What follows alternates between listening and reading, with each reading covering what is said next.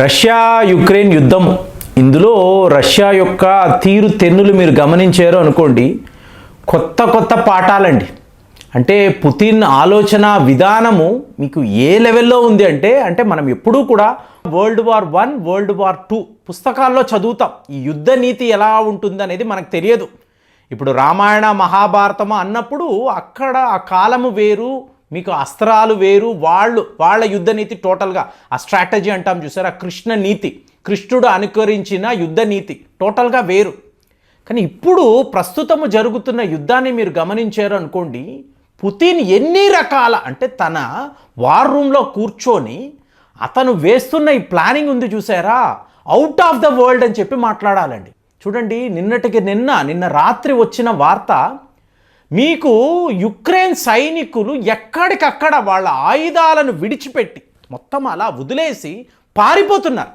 ఎక్కడికక్కడ వాళ్ళు పారిపోతున్నారు, ఎవరు అక్కడ ఉండడం లేదు. మాకు యుద్ధమే వద్దురా బాబు, మేమైతే ఇక్కడ యుద్ధ క్షేత్రంలో ఉండము, నువ్వు ఏమైనా చేసుకో. డైరెక్ట్గా వాళ్ళ కమాండర్స్ ముందు వెళ్ళి పలానా దగ్గరికి వెళ్ళు, అక్కడ రష్యా సైనికులు ఉన్నారు, నువ్వు వెళ్ళి కాల్పులు జరుపు అంటే సమస్యే లేదండి, మేము చెయ్యము, మేము వెళ్ళిపోతున్నాం, నువ్వు ఒకవేళ మమ్మల్ని కాలుస్తావా కాల్చుకో, మేమైతే రష్యాతో యుద్ధము చెయ్యలేము అని చెప్పి క్లియర్గా. ఈ పరిస్థితి ఎక్కడ దాకా వచ్చింది అంటే యుక్రెయిన్ కమాండర్స్ జెలెన్స్కీ వద్దకు వెళ్ళి, అధ్యక్ష మన వాళ్ళు యుద్ధం ఇక చెయ్యలేము అంటున్నారు, చంపేస్తారా చంపేయండి, మేమైతే ఇక్కడ ఉండము అని అంటున్నారు, ఇప్పుడు ఏం చెయ్యాలి, మనము యుద్ధాన్ని ఆపేద్దామా? కమాండర్లు వెళ్ళి జెలెన్స్కీకి చెప్తున్నారు. కానీ ఇక్కడ జెలెన్స్కీ పరిస్థితి ఏంటి, జో బైడెన్ వాడు ఫోన్ చేస్తాడు, ఫోన్ చేసి ఏమైంది, నువ్వు అణ్వస్త్రాలు వాడవా, ఇంకా ఈ లాంగ్ రేంజ్ మిసైల్స్ వాడవా ఏంటి?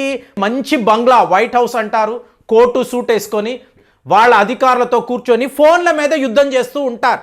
అక్కడ మీకు యుక్రెయిన్ రష్యా సరిహద్దుల్లో పరిస్థితి ఏమిటి? నువ్వు తుపాకీ పట్టుకొని అక్కడికి వెళితే పుతిన్ని అడగండి, రెడీ అంటాడు ఆయన. మిలిటరీ యూనిఫామ్ వేసుకొని గన్ను పట్టుకొని నేరుగా సరిహద్దులకి వెళ్ళగలడు. అతను ఒక స్పైగా, ఒక గూఢాచారిగా అతనికి ఉన్న అనుభవము. మీకు అజిత్ దోవెల్ గారిని అడిగారు అనుకోండి, అతన్ని మీరు ఎలా చూస్తారండి? ఒక డిప్లొమేట్గా చూస్తారా, ఒక యుద్ధ వీరుడిలా చూస్తారు. వ్లాదిమిర్ పుతిన్ కూడా అలాంటి వాడే. జెలెన్స్కీని అడగండి, మంచిగా యూనిఫామ్ వేసుకుంటాడు, అతను ఒక సినిమా నటుడు, ఒక కమెడియన్, కామెడీ చేస్తాడు. కాబట్టి పుతిన్తో పెట్టుకుంటే ఏమవుతుందో ఇవాళ మీకు యుక్రెయిన్ సైనికులు ఏమీ లేదండి, యుద్ధములో స్ట్రాటజీగా ఇంతకాలము చెయ్యని ఒక పని వీళ్ళు చేశారు. ఏంటంటే ప్రజలే మీకు యుక్రెయిన్లో జెలెన్స్కీపై తిరగబడాలి అంటే ఏం చెయ్యాలి? ప్రజలు ఇబ్బంది పడాలి. ప్రజలను ఇంతకాలం ఇబ్బంది పెట్టకూడదు అని చెప్పి యుద్ధాన్ని వీళ్ళు వేరే టెరిటరీలో చేశారు. కుర్క్స్ అనండి, డాన్బాస్ అనండి, ఇక్కడ చేశారు. సో పుతిన్ చేసిన ఒక చిన్న పని ఇవాళ టోటల్గా మీకు సమీకరణం మారిపోయింది. అంటే ఇంకా 50 రోజులు ఉంది కదా, రష్యా మీద వీళ్ళు అణ్వస్త్రాలు కూడా వాడవచ్చు. అప్పుడు ఆయన ఏం చేస్తాడు, తన సాటర్న్ 2ని సిద్ధము చెయ్యండి అని వార్తలు. ఆల్రెడీ మీకు సైతాన్ 2 రెడీ, హైపర్సానిక్ మిజైల్లో this is the greatest, Avangard లాంటి మిజైల్స్ను వీళ్ళు సిద్ధము చేసుకున్నారు. మ్యాక్ 27 స్పీడ్లో వెళ్ళి ఏ దేశాన్నైనా కొట్టగలిగే కెపాసిటీ రష్యాకు ఉంది. అలాంటిది ఇది ఏమీ ఆలోచించకుండా మీరు మీ వైపు రెడీగా ఉండండి, నేను ఒక పని చేస్తాను, ఇక్కడతో యుద్ధం ఆగిపోతుంది అని చెప్పి పుతిన్ వాళ్ళ కమాండర్స్కి చెప్పడం. 200 మామూలు మిజైల్స్ వీళ్ళు రెడీ చేశారండి. ఎక్కడెక్కడ యుక్రెయిన్లో ఏ నగరములో అతి ముఖ్యమైన పవర్ గ్రిడ్స్ ఉంటాయో చూసుకున్నారు, వరస పెట్టి కొట్టారండి. 200 మిసైల్స్ వీళ్ళు వాడారు. సో ఈ పవర్ గ్రిడ్స్ అంతా తుక్కు అయిపోయాయి. దాంతో ఇవాళ ఏమైంది, మీరు లాంగ్ రేంజ్ మిసైల్స్ మీరు రష్యాపై వాడాలి. కంట్రోల్ రూమ్లో వీళ్ళ సిస్టమ్స్ అంతా పెట్టుకొని రెడీ అన్నప్పుడు పవర్ లేదు. ఇవాళ ఏంటండి, నవంబరులో రష్యా యుక్రెయిన్ సరిహద్దుల్లో చలి ఎలా ఉంటుందో ఒక్కసారి మిత్రులను అడగండి. రష్యా నుంచి ఒక మిత్రుడు, మీరు పొరపాటుగా కూడా ఇటువైపు వచ్చే ఆలోచన పెట్టుకోకండి, ఈ చలి తట్టుకోలేరు అని చెప్పి ఆయన మెసేజ్ పెడుతున్నాడు. అలాంటిది మీకు ఎంత చలి ఉంటుంది, మీ ఇంటిలో కరెంటు లేదు. అంటే మామూలుగా మనకి ఇవాళ చెప్తున్నా కదా, తెలంగాణలో ఎటు చూసినా పవర్ కట్స్, విచిత్రంగా ఉంది, ఇంతకుముందు చూడలేదు. ఎప్పటికప్పుడు 2 గంటలు 3 గంటలు పవర్ కట్స్. ఆంధ్రాలో కూడా ఇదే పరిస్థితి. అలాంటిది మీకు -10 -15 డిగ్రీస్లో చలి ఉంటుంది. అక్కడ మీకు కరెంటు లేకపోతే వాళ్ళు ఏం చేస్తారో తెలుసా అండి, బయటికి వచ్చి చలి కాచుకోవడానికి కుదరదు, వాళ్ళు యుద్ధంలో ఉన్నారు. కాబట్టి చిన్నపాటి మంట వచ్చినా కూడా రష్యా వాళ్ళు మిజైళ్ళు వాడతారు, అక్కడికక్కడ వీళ్ళు చచ్చిపోతారు. మరి టెంట్లు లోపల ఉన్నారు అనుకోండి, వీళ్ళు వర్క్ చేసుకోవడానికి ఆ చలిని తట్టుకోవడానికి వీళ్ళకి హీటర్స్ ఉండాలి కదా. యూరోప్లో ఉన్న వాళ్ళు ఎవరినైనా అడగండి, వాళ్ళు హీటర్స్ వాడతారు కదా. ఇవాళ మీరు ఢిల్లీ వెళ్ళండి, డిసెంబర్ నెల ఢిల్లీ వెళితే ప్రతి ఇంట్లోనూ మీకు హీటర్స్ ఉంటాయి. మనకు కూలర్స్ తెలుసు కానీ హీటర్స్ తెలియవు కదా. వాళ్ళందరూ హీటర్స్ వాడతారు. మీరు ఎప్పుడైనా కులు మనాలిలో వెళ్ళి ఒక హోటల్లో బస చేయండి, మీ బెడ్ కింద వాళ్ళు హీటర్స్ పెడతారు వేడి కోసరం. అలాంటిది రష్యా అనండి, యుక్రెయిన్ అనండి, హయ్యెస్ట్ లెవెల్లో చలి ఉంటుంది. ఇవాళ పుతిన్ ఏం చేశాడు, నేరుగా వాళ్ళ పవర్ గ్రిడ్ మీదే దెబ్బ కొట్టాడు.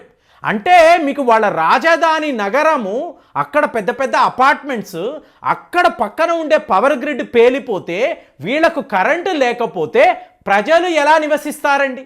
దాంతో మొత్తం యుక్రెయిన్ ప్రజలు రోడ్ల మీదకి వచ్చి, ఇదంతా జెలెన్స్కీ నీ పాపమే, నువ్వు చేసిన వెధవ పని, మర్యాదగా యుద్ధాన్ని ఆపేసి నువ్వు వెళ్ళిపో, మాకు కనిపించావంటే కొట్టి చంపేస్తాము అనే లెవెల్లో ప్రజలు ఇవాళ పెద్ద పెద్ద నిరసనలు, గొడవలు, మాకు జెలెన్స్కీ వద్దు, ఇదంతా ఇతని కుట్ర. చూడండి, అక్కడ రష్యానో పుతిన్నో ఎవరు అనడం లేదండి, జెలెన్స్కీ చేసిన పాపమే ఇది అని చెప్పి వాళ్ళు మాట్లాడుతున్నారు. సో ఇప్పుడు యుక్రెయిన్కు ఉన్న ఆప్షన్ ఏంటి, వీళ్ళ అధికారులు హుటాహుటిగా వెళ్ళి మీరేం కంగారు పడకండి, ఇదిగోండి పవర్ సప్లై ఇచ్చేస్తామని ఇస్తున్నారు. ఇచ్చిన మీకు 4-5 అవర్స్లో మళ్ళీ ఇంకొక దాడి, మళ్ళీ అదే పవర్ గ్రిడ్ పేలిపోవడం.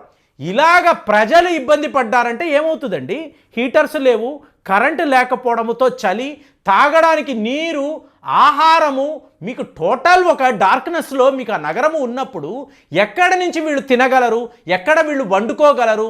సో ఎంత పెద్ద సమస్యలో వీళ్ళు పడిపోయారో చూడండి. ఇంత పెద్ద ప్రాబ్లమ్స్. ఇప్పుడు ఒక సైనికుడు మీకు సరిహద్దుల్లోకి వచ్చి యుద్ధం చేస్తున్నారంటే అర్థం ఏంటి, నీ కుటుంబాన్ని మేము చూసుకుంటామని చెప్పి వీళ్ళు భరోసా ఇస్తారు కదా.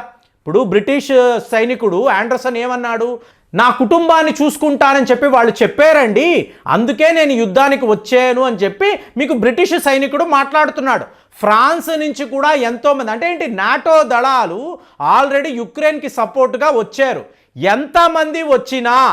ఎంతమంది వచ్చి యుద్ధము చేయాలనుకున్నా అక్కడ కరెంటు లేదు, ఫ్యూయల్ లేదు, మీకు హీటర్స్ లేవు, వండుకోవడానికి మీకు ఫెసిలిటీస్ లేదు అన్నప్పుడు వీళ్ళు ఎలా యుద్ధము చేస్తారు?